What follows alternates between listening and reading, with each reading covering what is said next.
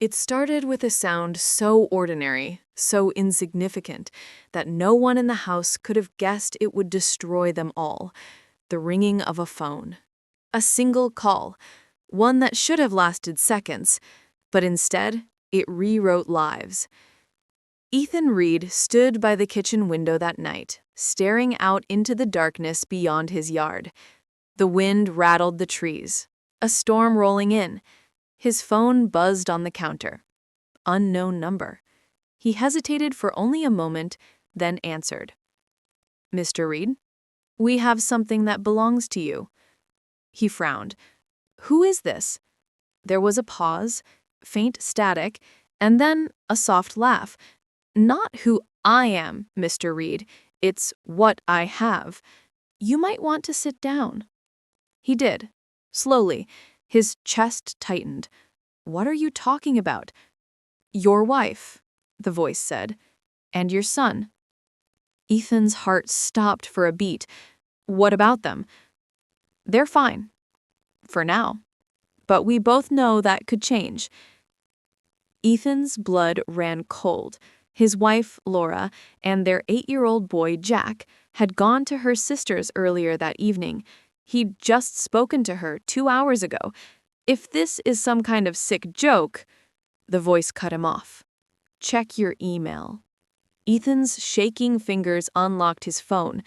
One new message, no subject line, no text, just a video attachment. He tapped it open.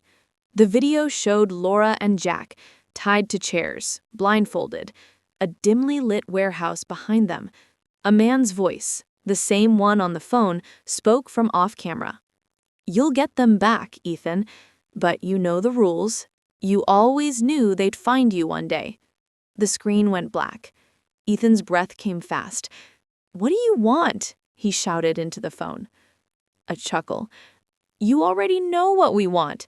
You took something from us 3 years ago. You thought you could walk away. Tonight, you'll fix that mistake, or they die." And then the line went dead. Ethan sat there frozen, his mind spinning. 3 years ago, the job, the accident, the file he'd stolen for the agency, he'd buried that life, erased it. But now it had clawed its way back. He ran to his study, yanked open a drawer, and pulled out a small black box, sealed with tape, marked with a symbol he hadn't seen in years. A serpent eating its tail, the mark of the syndicate. Inside were old passports, a flash drive, and a silenced pistol. He hadn't touched them since the day he promised Laura he was done. But that call had changed everything. Within minutes, he was in his car, tearing down the rain-slick roads, tracing old memories, trying to think like the man he once was, the operative who didn't fear anyone, the man who'd outsmarted the syndicate before. Every turn of the wheel, every flash of lightning brought him closer to the past he'd buried. When he finally reached the warehouse district, his headlights cut through the fog. And then he saw it. A black van, engine running. He killed the lights, drew his gun, and approached. The warehouse door was slightly ajar. Light flickered from inside. He pushed it open, every nerve on edge. Laura's muffled cries echoed, "Ethan, please!" He spun toward the sound and froze. Laura and Jack were there, tied to chairs just like in the video. But someone else stood behind them. A tall man in a dark suit, half his face hidden in shadow. "You came," the man said.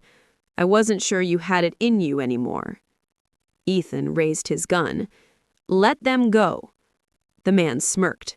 "You still think you're in control? After all these years, you still don't get it. You were never meant to leave." He snapped his fingers. From the corners of the warehouse, 2 more men stepped out, both armed. Ethan's grip tightened. "You touch them, and I swear—" The man in the suit interrupted. "Swear what? You'll do what you always do? Run? Lie? Pretend you're some family man?" Ethan's jaw clenched. The man stepped closer, his shoes echoing on the wet concrete. "Tell her, Ethan. Tell your wife what you really did in Prague." Laura's voice trembled. "Ethan, what is he talking about?" Ethan's stomach twisted. He lowered his gun slightly. "Laura, please." But the man laughed again. "Oh, she doesn't know? How sweet. Maybe she should see the file." He tossed a folder onto the floor. Photos spilled out. Ethan standing over a dead man in a hotel room, a gun in his hand. Laura's face went pale. "Ethan, you said you left that life. You said—" "I did. I had to. It was a setup." "Tell her who the man was," the voice said softly. "Ethan." Ethan hesitated. "Laura, Tell her." "Your brother," Ethan finally whispered. Laura's scream tore through the air. The man in the suit smiled coldly. "Now you understand, Mrs. Reed. Your husband destroyed your family once. Tonight, he'll do it again, unless he gives me what's mine." Ethan's mind raced. The flash drive, it was still in his pocket. But if he gave it up, they'd kill them anyway. His phone buzzed again. A message this time. Unknown number. He opened it, and his blood turned to ice. It was a live stream, a second camera feed, showing his own house, his living room, with two men in masks searching through drawers. They weren't just after him, they were everywhere. And the realization hit him like a knife. The call hadn't just been a threat, it was the start of something bigger, something that had already begun. Ethan's heart pounded so hard it felt like it would crack his ribs. The buzzing phone slipped from his hand, clattering onto the floor. His eyes flicked from the live stream to the man in front of him, the calm, cruel face that seemed to enjoy watching him unravel. "What do you want?" Ethan's voice was hoarse, trembling between rage and fear. "Tell me what you want." The man tilted his head. "You know what I want, Ethan. The drive. The one you stole from Prague." Ethan gritted his teeth. "It's not what you think. That file is the only proof that could bury us. You think we'd let that go?" Rain drummed harder on the metal roof, thunder rumbling like distant artillery. Ethan could barely breathe. He glanced at Laura, her eyes wide, glistening with tears, her body trembling. Jack sat silent beside her, his small chest rising fast, too scared to cry. "You said you left us alone," Ethan muttered. The man smirked. "We did, until your name came up again. Until your wife decided to get curious about where her husband disappears on business trips." Laura flinched. I didn't know they were watching." "Oh, they were always watching. You were our insurance policy."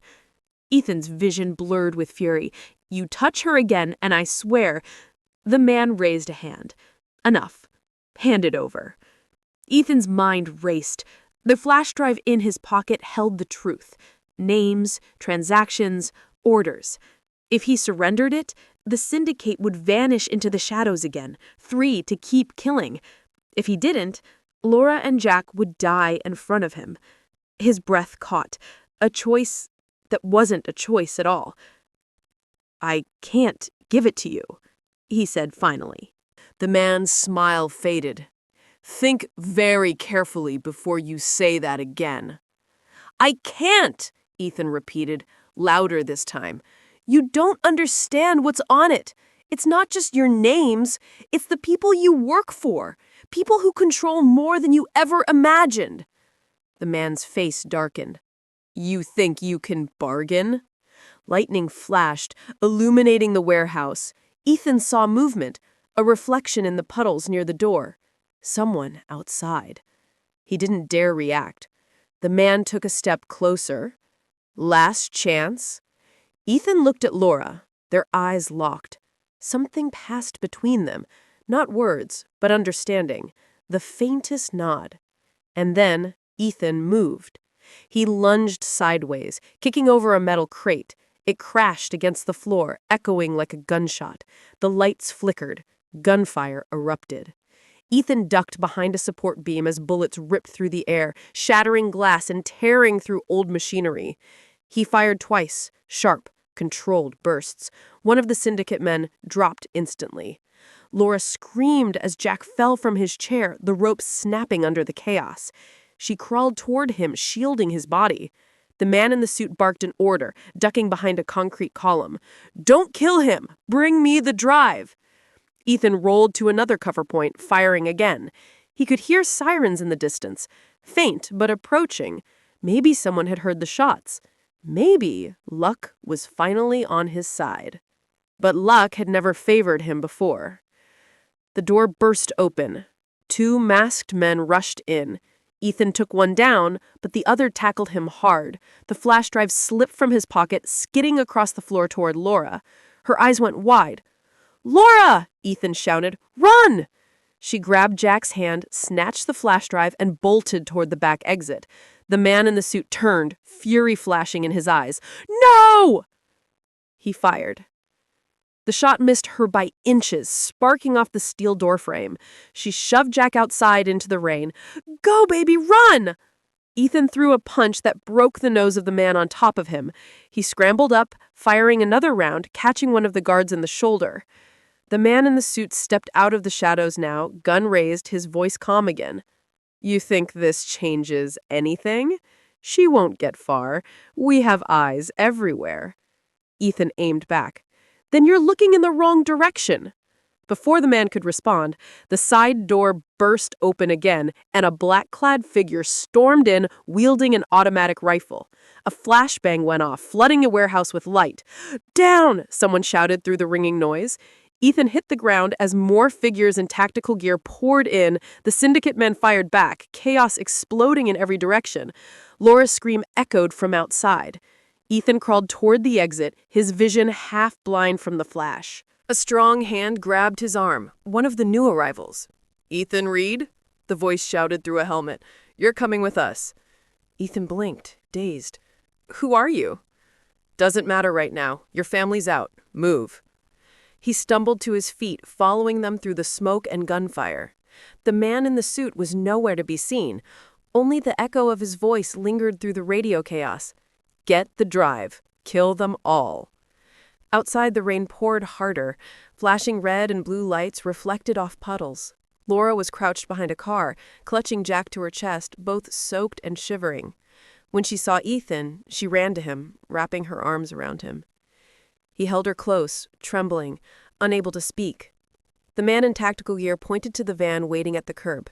"We have to go. Now." Ethan looked back at the warehouse, smoke curling from the shattered windows, the sound of sirens multiplying. Somewhere inside, he knew, the man in the suit was still alive. As they sped away, Ethan turned to Laura. "You have the drive?" She nodded, pulling it from her pocket. "Good," he said quietly. "Don't let anyone take it, no matter what they say." Laura's voice shook. "Ethan, who are these people? Why are they helping us?" He looked out the window, lights blurring past, rain streaking down the glass. He said finally, "They're not helping us. They're protecting themselves. That drive doesn't just destroy the syndicate. It destroys everyone connected to it." Laura stared at him. "Including you?" He didn't answer. The van turned sharply, heading into a forest road outside the city. The driver's voice came through the comms. "We're clear. No pursuit." But Ethan didn't relax. He knew better. The syndicate never lost sight of their targets. As they drove deeper into the darkness, Ethan noticed the road narrowing, trees closing in, headlights slicing through mist. He glanced at the driver. "Where are we going?" No answer.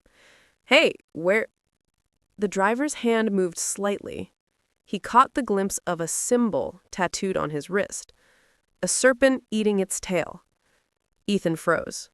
It was the same mark from the box, the same mark from Prague, and in that moment, he realized the rescue wasn't a rescue at all.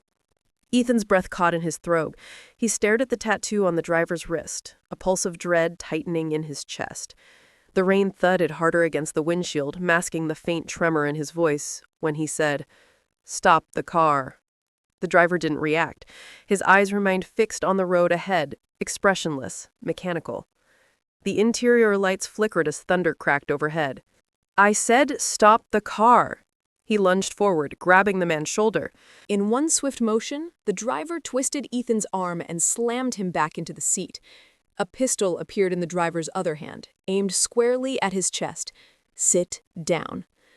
Laura gasped, clutching Jack tightly. "What's going on? Who are you?" The man's cold eyes met hers in the rearview mirror. "Insurance." The word echoed through Ethan's head like a gunshot. He reached slowly into his jacket pocket, careful not to move too fast. "If you're with them, you already know how this ends," he said through gritted teeth. The driver smirked faintly. "You think you're the only one who's planned ahead?" A voice crackled from his earpiece. "Target secured?" The driver pressed a button on the steering wheel. Affirmative. All three inside, en route to drop. Ethan's stomach sank. He looked at Laura, her eyes pleading for him to do something, anything. Jack buried his face against her shoulder, trembling. "Listen to me," Ethan said, slowly, eyes never leaving the gun. "If they wanted me dead, they wouldn't keep me alive this long, which means you need me." The driver didn't respond. Ethan's mind raced. He'd spent years learning how to think under pressure, how to find patterns in chaos. He watched the driver's hands, the angle of the mirror, the hum of the road beneath them. They were heading east, toward the old docks. He remembered the layout, long, empty warehouses, abandoned since the government raids 5 years ago. If they were going there, it wasn't to talk. He leaned closer to Laura and whispered under his breath, "Seatbelt, now." She hesitated, then subtly clicked hers and Jack's into place. Ethan shifted slightly, one hand creeping toward the emergency brake between the seats. He caught the faint reflection of headlights behind them, a black SUV following at a distance. "Who's behind us?" he asked. The driver didn't answer, just pressed harder on the accelerator. Ethan's pulse quickened. "That's not a syndicate car," he muttered to himself. The driver's eyes flicked to the mirror. "Stay quiet." Ethan's fingers tightened on the brake lever. He waited. The SUV behind them drew closer, headlights flashing once, twice. A signal. Ethan yanked the emergency brake. The van screeched sideways, tires screaming on wet asphalt. The driver cursed, fighting for control. Ethan slammed his shoulder into him, knocking the gun from his hand. The vehicle spun, flipped once, and crashed hard onto its side. Glass shattered, metal groaned. For a few moments, everything was silent, except the sound of rain. Ethan coughed, blood dripping from a cut on his forehead. "Laura? Jack? We're okay, I think." He unbuckled himself and crawled towards them, wincing from the pain in his ribs. The driver's body was slumped over the steering wheel, unconscious. He pried open the side door, rain pouring in. "We need to move, now." Laura climbed out, pulling Jack with her. The SUV had stopped behind them.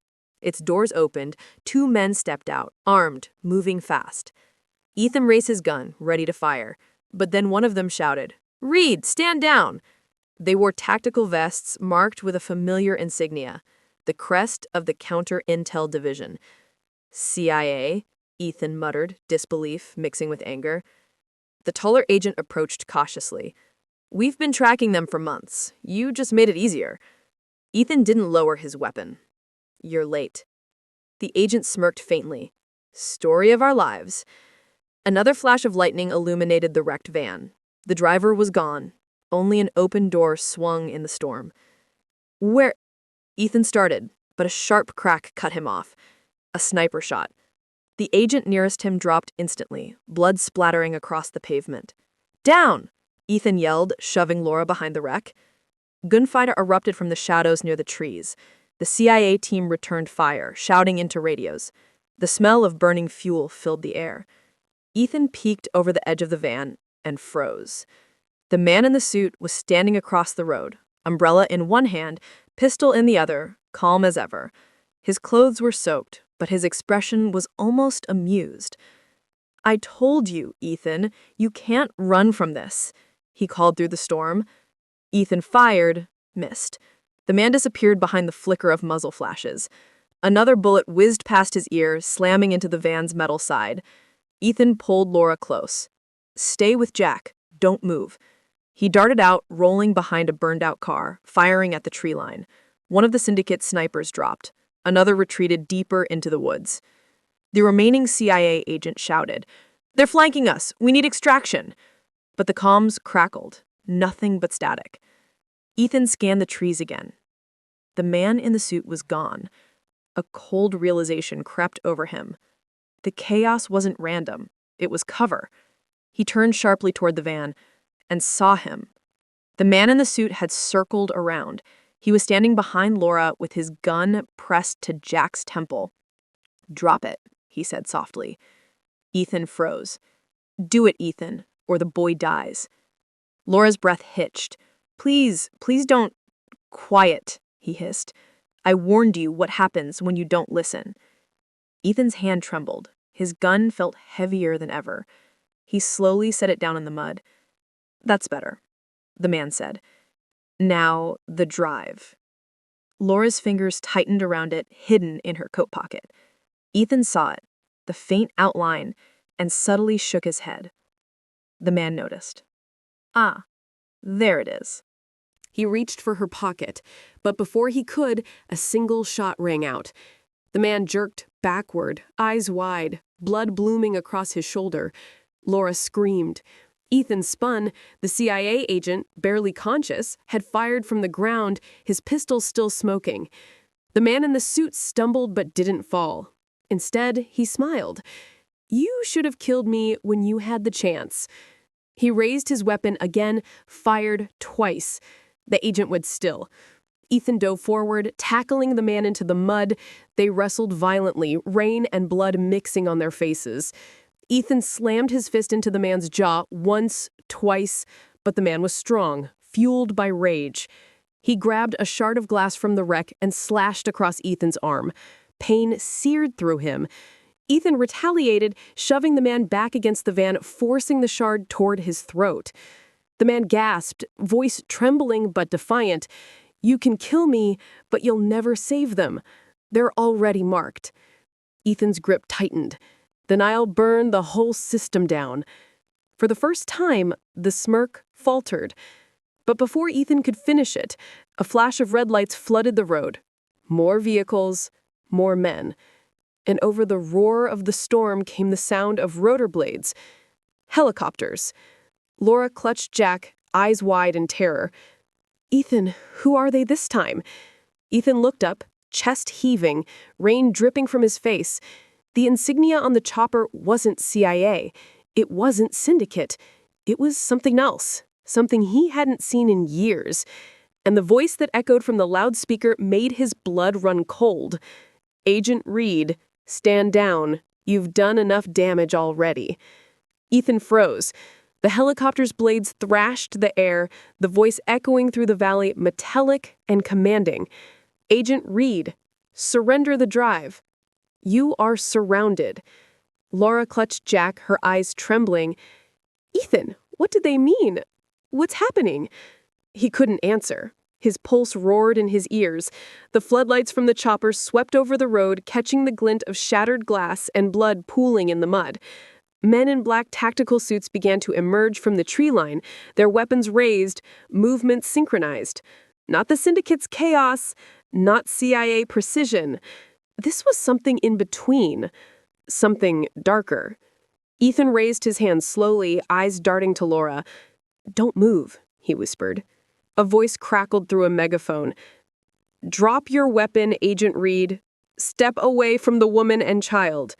He didn't move. "Identify yourself," he shouted back. "Who are you with?" "Special Directorate Division. We've been tracking your operation for months. You're in possession of classified material that does not belong to you." The words hit him like a slap. "SDD," he muttered under his breath. They were the agency that oversaw the Syndicate. They weren't supposed to exist publicly, a ghost branch within a ghost network. "Ethan," Laura whispered, "are they the good guys?" He looked at her, and the pain in his eyes told her everything. No one here is a good guy. A sharp whistle cut through the storm. The man in the suit, bleeding but alive, staggered to his feet beside the wrecked van. "You're too late," he yelled toward the helicopter. "He doesn't have it. The drive's gone." The beam of the chopper swung toward him, fixing him in white light. "Neutralize him," the commanding voice ordered. The next second, bullets ripped through the air. The man in the suit jerked violently as they struck him, one after another, until he crumpled into the mud, lifeless. Laura screamed and clutched Jack tighter. Ethan stood still, rain dripping from his hair, fury burning in his eyes. "You didn't have to kill him," the voice replied, cold and detached. "He was never part of the plan." Ethan clenched his fists. "Neither was I." "On the contrary, you were always part of it. You just didn't know how deep it went." The men in tactical gear moved closer, surrounding him in a semicircle. One of them shouted, "On your knees, Agent Reed, now." Ethan's mind raced. If the directorate had the syndicate under its thumb, then the drive, the evidence he stole, didn't just expose them, it exposed the entire government, the whole machine. He took a step back toward Laura. "We can't let them have it," he whispered. She shook her head, tears streaking down her cheeks. "They'll kill us, Ethan." He said, "They'll kill us either way." The soldiers raised their rifles, laser sights dancing across his chest. Ethan's hand brushed against Laura's coat pocket, the flash drive still there, warm against her skin. He met her eyes, silently begging her to trust him. "When I tell you to run, you run. Don't look back." She hesitated, trembling. "Ethan?" He smiled faintly. "Trust me. One last time." Then he moved. Ethan grabbed a flare from the wrecked van, ripped it open, and hurled it toward the leaking fuel. The explosion was instant, a deafening roar that sent a fireball into the sky. The shockwave knocked everyone to the ground. The helicopter swayed, banking sideways, its floodlights sputtering. "Go!" Ethan shouted. Laura scooped up Jack and sprinted toward the woods. Gunfire erupted behind them. Ethan fired back blindly, rolling behind a fallen tree. The soldiers' voices were drowned out by the roaring flames and the storm. He could barely see them now, Laura and Jack running through the rain, small figures swallowed by the dark forest. Relief mixed with terror. He turned back toward the road, gun raised, eyes searching for movement. The directorate soldiers regrouped quickly, advancing again. A bullet tore past his shoulder. Another grazed his arm. He ducked behind the burning van, the heat blistering his skin. A voice boomed through the chaos, closer this time, no longer from the helicopter, but from the ground. "You can't protect them, Agent Reed. You're fighting a system built by people like you." Ethan recognized the voice. His chest tightened. It wasn't just any officer. It was someone he'd worked under years ago. "Director Voss," he said through gritted teeth. "You're alive." "Alive," Voss replied, stepping out of the shadows, his face illuminated by the fire. "And disappointed. You were supposed to destroy that file, not run with it." Ethan glared at him. "You used me." Voss's lips curved slightly. "I recruited you. You believed in us once, remember? We cleaned the world's messes. We kept balance. But then you grew a conscience. You killed innocent people. That's not balance. That's murder." Voss stepped closer. "And what do you call what you did in Prague?" Ethan's jaw clenched. "That was different." Voss tilted his head. "Is that what you tell yourself to sleep at night?" Lightning split the sky, throwing both men into stark silhouette. Ethan's gun trembled in his hand, his pulse sinking with the thunder. Voss looked past him, toward the woods. "You really think you can save them? There's no place on earth we won't find her. The boy will grow up hunted. He'll never know peace. But you can change that." Ethan narrowed his eyes. "How?" Give me the drive. You die here. She walks free. That's my word. Your word? You don't have one. Voss's expression didn't change. Then, you leave me no choice. He signaled his men. Ethan fired first. 2 shots. One hit Voss in the shoulder, the other struck a soldier in the chest. The rest opened fire, and Ethan dove into the ditch beside the road, rolling through mud and gravel. He reloaded, teeth clenched against the pain. In the distance, he could still see Laura's silhouette through the trees, holding Jack, disappearing deeper into the forest. He had to buy them more time. He fired again, drawing the soldiers' attention, moving in short bursts between the burning wrecks. The rain turned to mist, the air thick with smoke and the metallic tang of gunpowder. "Hold your fire!" Voss's voice barked over the noise. "I want him alive!" Ethan crawled through the debris, his body screaming in pain. He reached the edge of the tree line, heart pounding, breath ragged. Behind him, Voss's voice echoed again, softer this time. "You can't run from the directorate, Ethan. You can't run from me." Ethan turned slightly, drain dripping from his chin. "Watch me." He slipped into the woods, vanishing into the storm. The helicopters circled above, sweeping their beams across the canopy. Voss stood by the burning wreck, holding his wounded arm, eyes fixed on the darkness. "Find them," he ordered coldly, "before he disappears again." Deep in the forest, Ethan pressed a hand against a tree, trying to steady his breathing. Laura and Jack were somewhere ahead, the faint sound of their footsteps fading through the rain. He looked down at the flash drive in his palm. Laura must have slipped it to him when she ran. A weak smile crossed his face. "Good girl," he whispered. Then a sound came from behind him, soft, deliberate. Footsteps. Someone was following him. The door to Marcus's apartment swung open with a low groan, revealing a dim, claustrophobic space that smelled faintly of stale coffee and dust. The blinds were half drawn, slashing pale ribbons of city light across the walls. Detective Harris stepped in first, her gaze scanning every detail. The cluttered desk, the overflowing ashtray, the phone lying face down on the couch. "Looks like he left in a hurry," she murmured, running her gloved fingers along the counter. "No sign of forced entry."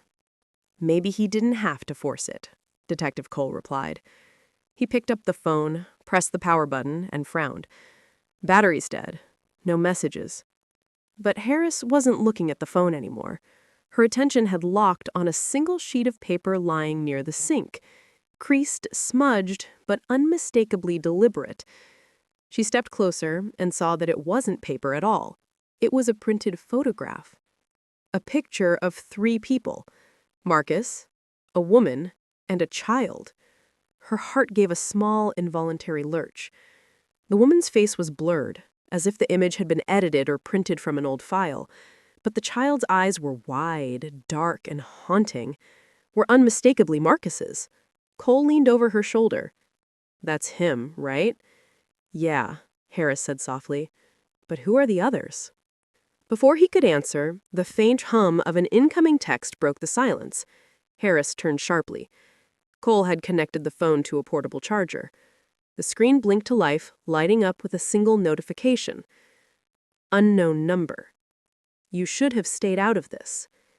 Cole exhaled through his teeth. "So someone's watching him, or us." Harris grabbed the phone. "Trace it." "Already on it." But as Cole started the trace, Harris's gaze returned to the photograph. That small, blurred face of the woman tugged at something familiar, something she couldn't quite name. She reached for the back of the photo, flipping it over. There was a date scrawled in pen. October 2nd, 2018. Her breath caught. That was 5 years ago, the same date as the cold case that had haunted her career. The Linton disappearance.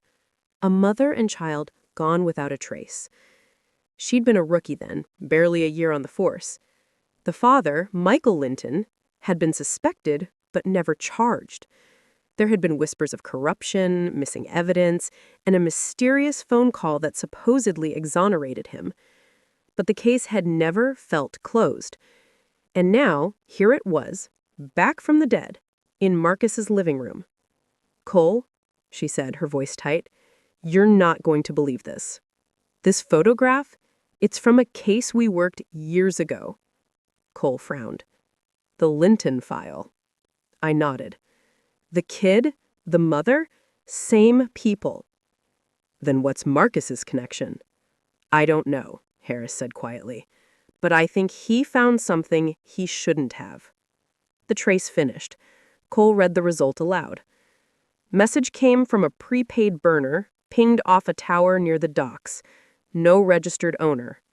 Harris's jaw tightened. The docks, of course. The same area where the Linton case had gone cold. Cole pocketed his phone. "We heading there?" Harris looked around one last time. The photo, the dead phone, the overturned chair. "Yeah," she said. "If we don't, we might lose more than just a lead." The rain started again as they drove, washing the streets in silver. The city seemed to pulse with secrets, its neon reflections sliding over the windshield like ghosts. Halfway to the docks, Harris's phone buzzed. Another message. Unknown number. "You shouldn't have looked at the photo." Her pulse spiked. "How?" she began. But Cole had already swerved the car toward an alley, slamming the brakes. "They're tracking us." He killed the headlights. The two sat in the darkness, listening to the muffled sound of the rain against metal. Then, from somewhere nearby, an engine started. A van. Black. No plates. It idled at the mouth of the alley for a few seconds, then sped off toward the industrial side of the docks. "They're not hiding anymore," Cole said, starting the car again. "No," Harris replied, eyes narrowed. "They're leading us." The chase wound through abandoned warehouses, the sound of tires splashing through puddles echoing like distant thunder. The van turned suddenly down a dead-end road and stopped near a derelict shipping container. Cole cut the engine and drew his gun. "We move quiet. You circle left, I'll take the right." They split. Harris's boots splashed softly through the rain, her breath visible in the cold air. She approached the van, doors unlocked, engine still warm.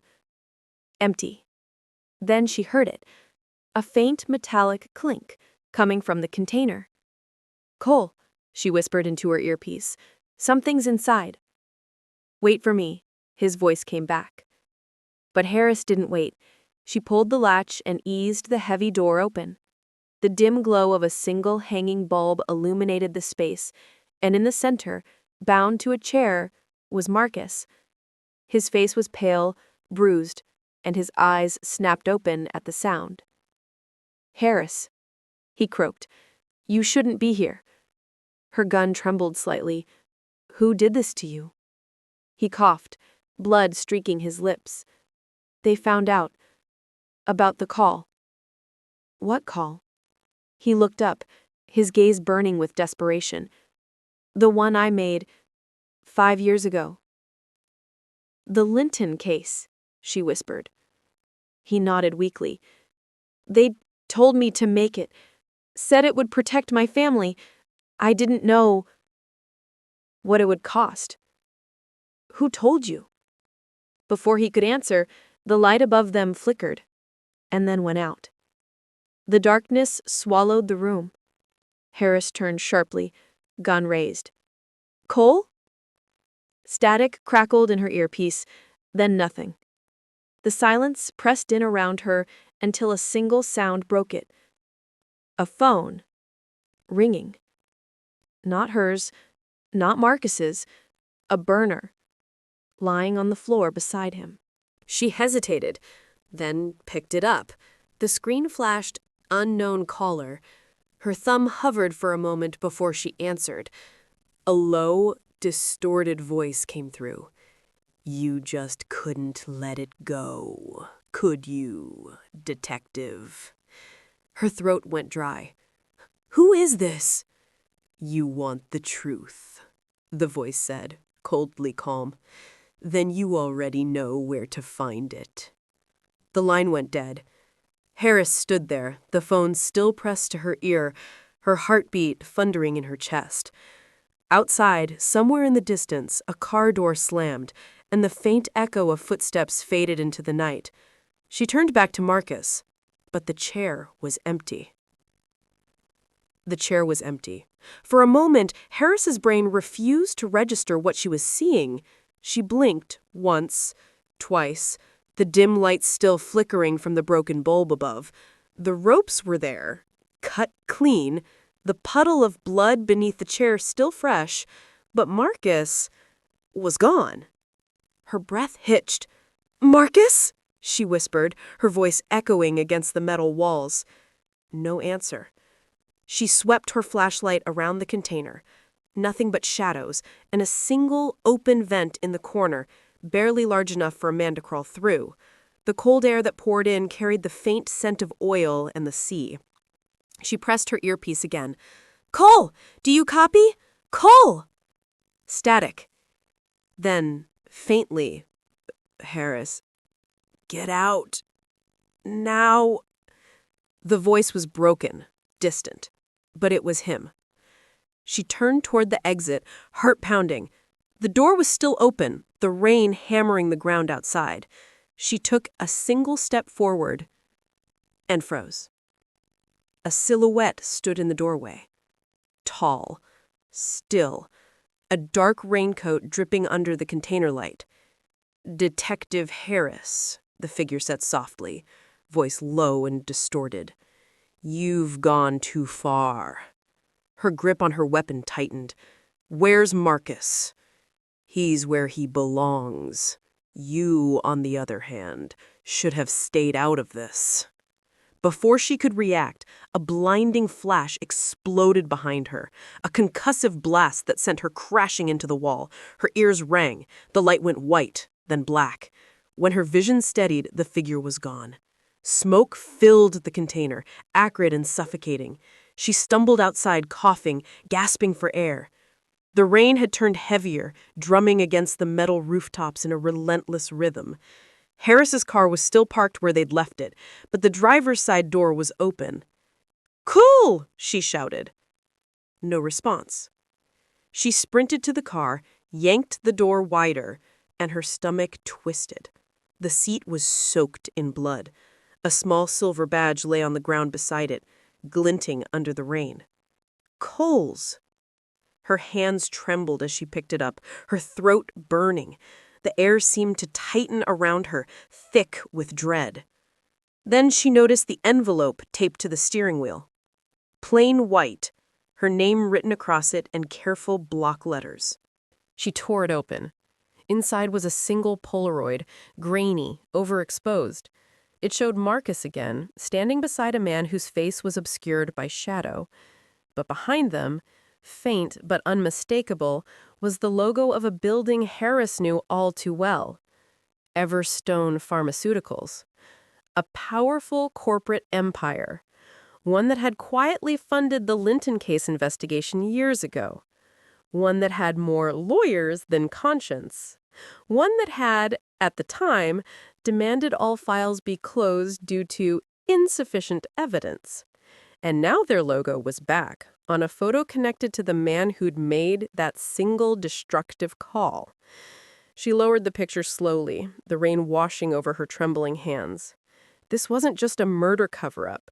This was bigger, corporate, calculated, and Marcus had been a pawn. Her phone buzzed again, a text. Unknown number. Find the truth, detective. But remember, the closer you get, the less you'll recognize yourself. She stared at the message for a long moment, her reflection faintly visible on the wet screen. Then she turned toward the distant glow of the city skyline. If they wanted her to stop, she wasn't going to. She wasn't the rookie from 5 years ago. She was done following orders. Harris climbed into the car, hands steady despite the tremor in her chest. She turned the ignition. The engine sputtered once, then caught. She checked the glove box. Cole's backup gun was still there, along with the crumpled note. Her pulse spiked when she saw the handwriting. Cole's. 3 words. Trust no one. She closed her eyes for a second, steadying herself, then drove. The roads were empty, slick with rain and neon reflections. Every passing light felt like an eye watching her. She replayed everything in her head. The phone call, the photo, Marcus's warning, the voice on the burner. It all led back to Everstone. But there was one more connection, one she hadn't said out loud. Michael Linton, the husband from the disappearance. He had worked for Everstone, and if Marcus had made the call that freed him, it meant Everstone had used that call to erase something, someone, from existence. Her phone buzzed again, breaking her thoughts. A new text. This time, it wasn't from an unknown number. It was from Cole's phone. "You have 1 hour. Pier 19. She slammed on the brakes, tires skidding against wet asphalt. Her stomach knotted. Cole's phone was in the car. She had seen it. So who was sending these messages now? She turned the car toward the docks again, pushing the accelerator hard. The rain blurred the edges of the world, the sound of the engine drowning out the chaos in her mind. Pier 19 appeared through the haze like a mirage, rows of rusted shipping containers, old cranes, and flickering floodlights. She parked behind a stack of crates and stepped out, weapon drawn. The rain had quieted to a mist now, soft but relentless. Somewhere in the distance, metal creaked. Then, footsteps. Slow, deliberate. "Cole?" she called. A pause. Then a voice. Familiar, but wrong. She tore it open. Inside was a single Polaroid, grainy, overexposed. It showed Marcus again, standing beside a man whose face was obscured by shadow. But behind them, faint but unmistakable, was the logo of a building Harris knew all too well. Everstone Pharmaceuticals. A powerful corporate empire. One that had quietly funded the Linton case investigation years ago. One that had more lawyers than conscience. One that had, at the time, demanded all files be closed due to insufficient evidence. And now their logo was back, on a photo connected to the man who'd made that single destructive call. She lowered the picture slowly, the rain washing over her trembling hands. This wasn't just a murder cover-up. This was bigger, corporate, calculated, and Marcus had been a pawn. Her phone buzzed again, a text. Unknown number. Find the truth, detective. But remember, the closer you get, the less you'll recognize yourself. She stared at the message for a long moment, her reflection faintly visible on the wet screen. Then she turned toward the distant glow of the city skyline. If they wanted her to stop, she wasn't going to. She wasn't the rookie from 5 years ago. She was done following orders. Harris climbed into the car, hands steady despite the tremor in her chest. She turned the ignition. The engine sputtered once, then caught. She checked the glove box. Cole's backup gun was still there, along with the crumpled note. Her pulse spiked when she saw the handwriting. Cole's. 3 words. Trust no one. She closed her eyes for a second, steadying herself, then drove. The roads were empty, slick with rain and neon reflections. Every passing light felt like an eye watching her. She replayed everything in her head. The phone call, the photo, Marcus's warning, the voice on the burner. It all led back to Everstone. But there was one more connection, one she hadn't said out loud. Michael Linton, the husband from the disappearance. He had worked for Everstone, and if Marcus had made the call that freed him, it meant Everstone had used that call to erase something, someone, from existence. Her phone buzzed again, breaking her thoughts. A new text. This time, it wasn't from an unknown number. It was from Cole's phone. "You have 1 hour. Pier 19. She slammed on the brakes, tires skidding against wet asphalt. Her stomach knotted. Cole's phone was in the car. She had seen it. So who was sending these messages now?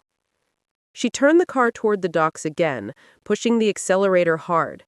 The rain blurred the edges of the world, the sound of the engine drowning out the chaos in her mind. Pier 19 appeared through the haze like a mirage, rows of rusted shipping containers, old cranes, and flickering floodlights. She parked behind a stack of crates and stepped out, weapon drawn. The rain had quieted to a mist now, soft but relentless. Somewhere in the distance, metal creaked. Then, footsteps. Slow, deliberate. "Cole?" she called. A pause. Then a voice. Familiar, but wrong. "I preserved stability," Everett replied, standing again. "The Lintons discovered something within our facility, something that should never have existed. Marcus tried to warn them. That was his mistake." He looked at Cole, his voice lowering to a dangerous calm. "And now, you've made yours." Cole turned slowly, confusion flashing across his face. "What are you talking about?" Everett sighed. "You were useful, but unpredictable. I don't tolerate unpredictability." Before Cole could react, a shot rang out, this time from behind Everett, a sharp crack, muffled by the storm. Cole staggered backward, a red bloom spreading across his chest. He dropped to his knees, eyes wide with disbelief. Harris flinched, instinctively rolling onto her side.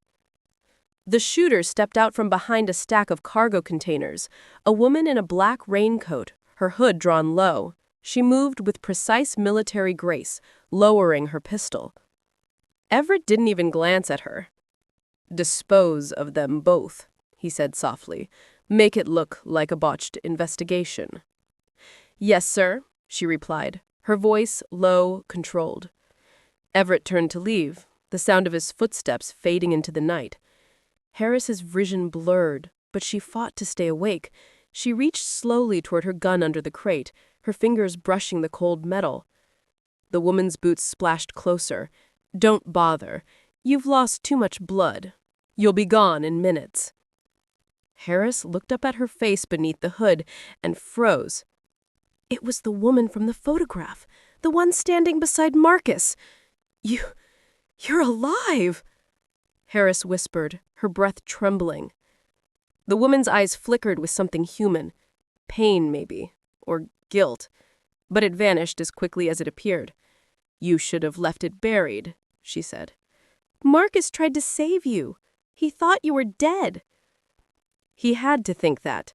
That was the only way to keep him safe. To keep our son safe." Harris swallowed hard, the realization cutting through the haze. The child, he's still alive. The woman hesitated. Then, "Yes." "Where?" Harris pressed. "Where is he?" A pause. Then the woman's hand trembled just slightly. "Far from here. Far from Everett." A sound crackled from her earpiece. Everett's voice. "Is it done?" She closed her eyes for a moment, then turned her back to Harris. "Almost." And in that instant, Harris acted. With every last bit of strength, she swung her arm forward and fired. The gunshot was deafening. The woman stumbled, dropping her weapon, a cry escaping her lips as she fell to her knees. Harris crawled forward, vision fading, forcing herself to reach the woman's earpiece. She yanked it off and pressed it to her ear. Everett's voice came through, calm and curious. "Report." She coughed, her voice raw but steady. "It's done, but you made one mistake." A pause. "Detective Harris?" "Yeah," I whispered. "I'm not dead yet." She threw the earpiece aside, pushing herself up. Her body screamed in pain, but adrenaline burned through her veins. The woman lay motionless beside her, the rain washing the blood away. She didn't know if she was dead or if she'd even meant to kill her. She didn't have time to find out. She stumbled toward Cole. He was still breathing, barely. "Hey," she said softly, kneeling beside him. "Stay with me." He looked at her with dazed eyes. I didn't mean to." "I know," But you need to tell me, did you back up the files? Cole coughed weakly, nodding. USB, glove compartment, everything about Everstone. Her eyes widened. That was it. Proof. But then his breathing slowed. Cole? She said, shaking him gently. Hey, stay with me. Cole? No response. The rain fell harder, drowning her voice. She closed her eyes, forcing herself to stand, blood still dripping from her shoulder. She opened the glove compartment, her trembling hands finding the small flash drive. Black casing, no label. She pocketed it, glancing once more at Cole's still form. "I'll finish it," she whispered. "I promise." Then she turned, disappearing into the maze of containers. Behind her, blue and red lights began flashing faintly at the far end of the dock, police sirens echoing through the fog. Someone must have called it in. She didn't stop to wait for backup.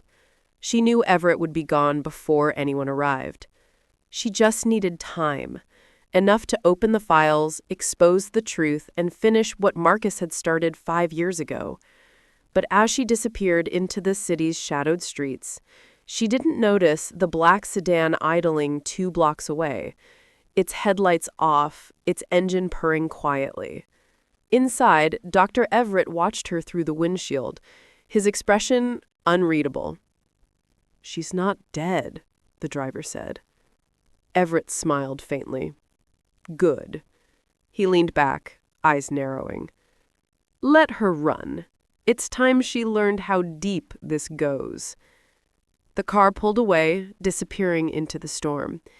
And somewhere far beyond the city, in a small farmhouse under the cover of night, a young boy with dark eyes and a scar on his wrist looked out the window, watching the rainfall. A phone beside him buzzed once. A message flashed across the screen. "They're coming for you." The boy's fingers trembled as he picked up the phone. The message blinked on the cracked screen, its light casting a pale glow over his face. He was no older than 10, but his eyes carried something far beyond his years, an unease, a shadow that didn't belong to childhood. He looked toward the door where faint voices murmured in the next room. His caretaker, an older man with tired eyes, entered quietly. "Eli," he said softly, "it's time to sleep." The boy didn't move. "Who's coming for me?" The man froze. "What did you say?" Eli held up the phone, the man's face drained of color when he saw the message. He crossed the room in 2 strides, snatching the phone from the boy's hand and reading it again. His lips pressed into a thin line. "Pack your things," he said. "Now." Eli hesitated. "Are we leaving again?" "Yes." The man's tone left no room for argument. "Go." The boy obeyed silently, stuffing a few clothes into a warm backpack while the man drew the curtains tight. The storm outside had not eased. The wind howled, rain thrumming against the glass like impatient fingers.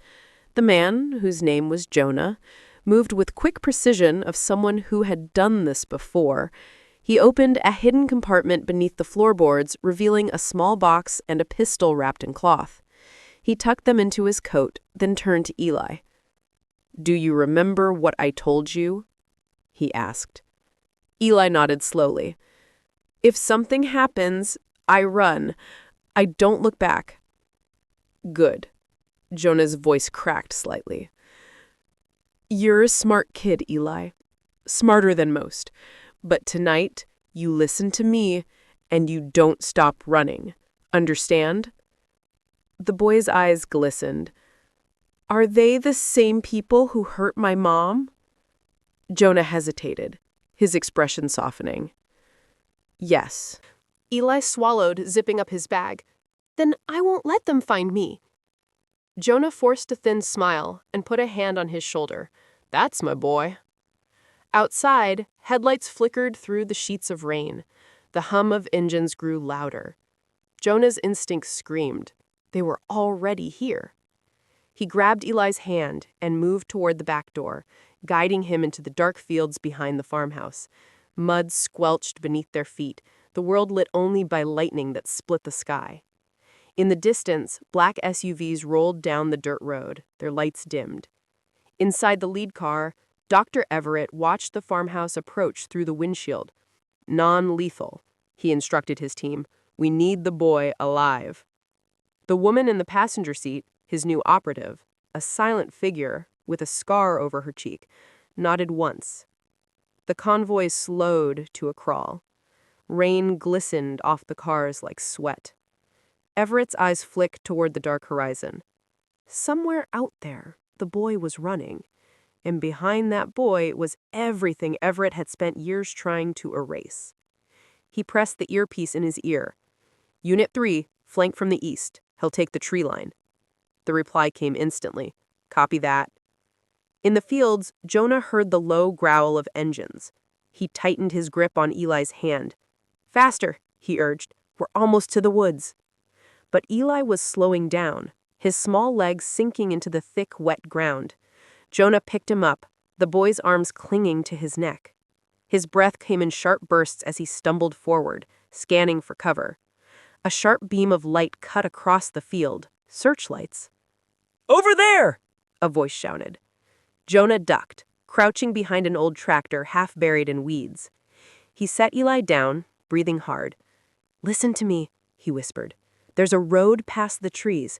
Take it north until you see a gas station. Tell them your name is Eli Gray. Someone will help you." "What about you?" the boy asked. He gave a faint, tired smile. "I'll be right behind you." But he wouldn't. They both knew it. The searchlights swept closer. Jonah stood, pulling his pistol from his coat. He took a deep breath, eyes narrowing at the silhouettes advancing through the rain. He fired once, twice. Shouts erupted. Bullets tore through the wet air. Eli ran. He didn't look back, just as he had been told. The sound of gunfire faded behind him, replaced by the pounding of his heart and the rush of wind through the trees. He reached the woods and kept running, branches clawing at his arms, mud splashing his face. In the distance, a faint glow broke through the darkness. The highway. But before he could reach it, a hand shot out from the shadows and clamped over his mouth. He struggled, kicking, until he heard a whisper close to his ear. "Shh, kid. I'm not here to hurt you." He froze. The voice was a woman's, calm, low, and oddly familiar. She loosened her grip, and he turned to see her face under the hood. Her eyes were sharp, alert. "Who are you?" he asked, his voice shaking. "Someone who knew your mother," she said, "and you need to come with me before they find you." "Why should I trust you?" She sighed, glancing over her shoulder. "Because I'm the reason she's dead, and this is my only chance to make it right." Eli hesitated, the words hanging in the cold air like smoke. "You worked for him, didn't you?" She didn't deny it. Everett's voice crackled faintly in her earpiece, distorted by static. "Unit 5, report!" She ignored it, pulling the earpiece out and crushing it under her boot. "We have to move." Eli's eyes filled with fear, confusion, and something fierce, defiance. "If you try to hurt me, I'll scream." The woman gave a grim smile. "Good. Keep that fire. You'll need it." They ran through the trees together, the sound of sirens and engines echoing in the distance. Back at the farmhouse, the rain finally began to slow. Smoke curled from the wreckage of the vehicles. Jonah lay in the mud, blood pooling beneath him, his breath shallow. Dr. Everett stepped out of his car, unbothered by the carnage. He looked down at the dying man. "You were supposed to protect him. Instead, you led me straight to him." Jonah's voice was faint, but steady. "You'll never find him." Everett crouched beside him, his expression unreadable. "I already have." He stood, signaling to his men. "Clean this up. The boy won't get far." As the rain faded into silence, miles away, Eli and the woman emerged from the woods onto an empty road. A truck passed in the distance, its headlights a brief flash of salvation. The woman raised her hand. The truck slowed. But Eli hesitated, glancing at her. "Where are we going?" She looked north, her eyes hard. "To find the one person who can stop Everett." "Who?" She met his gaze. "Detective Harris." The moment the truth finally emerged, it felt like the air itself stopped moving. The storm that had raged in Ethan's life, the phone call, the death, the betrayal, the guilt, had led him here, standing before the man who had been pulling the strings all along. Detective Grant's eyes locked onto his, a faint smile tugging at his lips. "You thought you were protecting your family," he said slowly, almost with admiration. "But all you did was feed the fire." Ethan's heart pounded, every beat echoing in his ears. His voice was barely a whisper. You set it all up, didn't you?" Grant chuckled, not with joy, but with the satisfaction of someone who'd won a cruel game. "Set it up? No, I just gave a little push. Your friend Lucas was the one who made the call, remember? But who do you think gave him your number? Who do you think told him you'd listen?" The truth slammed into Ethan like a wave. Every event, every loss, every sleepless night had been orchestrated, not by fate, not by chance, but by a man standing right in front of him. Grant took a slow step forward, his voice a low whisper. "You see, Ethan, every life has a breaking point. And you reached yours the moment you picked up that phone." Ethan's jaw tightened, his anger boiled beneath it. "Why? Why destroy my life, my family? What did I ever do to you?" Grant tilted his head, eyes glinting coldly.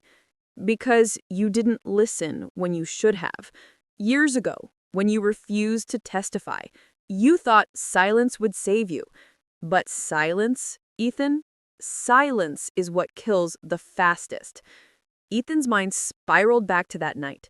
The night he turned down Grant's plea to expose a corrupt businessman, the same man who had gone on to finance the criminal network Ethan had stumbled into years later. If he had spoken back then, maybe everything could have been different. Now, the weight of that one choice, that single call he made to warn Lucas, had destroyed not just his life, but everyone connected to him. Grant moved closer, his voice a low whisper.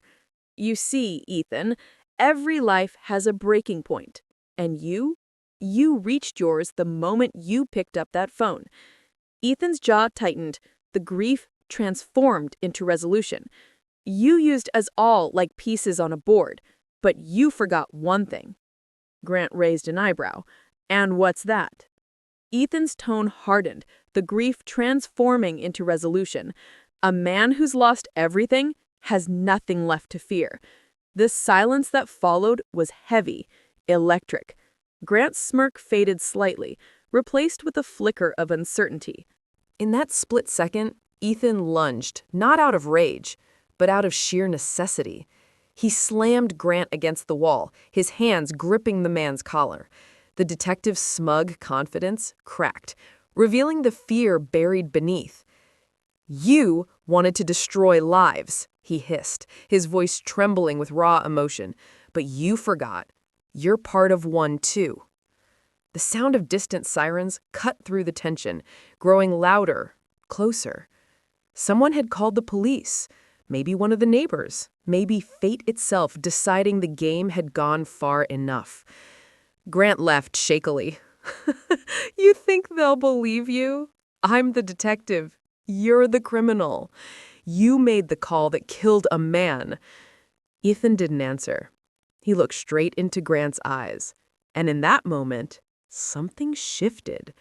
He wasn't the same broken man who'd spent months running from ghosts. He was done being haunted. When the officers burst in, the room froze. Guns raised, voices shouting. Ethan let go of Grant, his hands raised.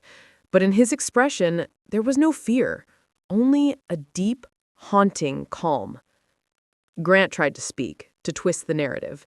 But Ethan was faster. He reached into his pocket, pulled out the small recorder he'd hidden when Grant first called him to the meeting. You taught me that much, Ethan said quietly. The officer took the device, pressing play. Grant's voice filled the room. Calm, manipulative, admitting everything. The silence that followed was deafening. Grant's smirk vanished completely as the cuffs clicked around his wrists. Ethan stood there, breathing deeply, the chaos around him fading into the background. For the first time in what felt like years, the air was still. The storm was finally over. Weeks later, the trial was swift. Grant's empire crumbled. The names he'd protected came to light. Businessmen, officials, even law enforcement officers who had used people like Ethan as disposable tools. Ethan testified, not because he wanted revenge, but because he finally understood something. Silence doesn't protect. It destroys. The last call he ever made wasn't to save himself, but to confess the truth, to end the cycle. He stood by the graves of those he'd lost, the wind brushing against his face like a final whisper. I can't change what happened, he said softly, but I can stop it from happening again. He placed the phone, the same one that had once carried destruction, on the headstone and walked away. No more calls, no more ghosts. Just silence. But this time, it was peaceful. And as he disappeared into the horizon, his story became more than a tragedy. It became a warning. Because sometimes, one call doesn't just destroy lives, it defines them. And for Ethan, that definition was not of a victim. It was of a survivor who finally found his voice and used it to end the noise forever.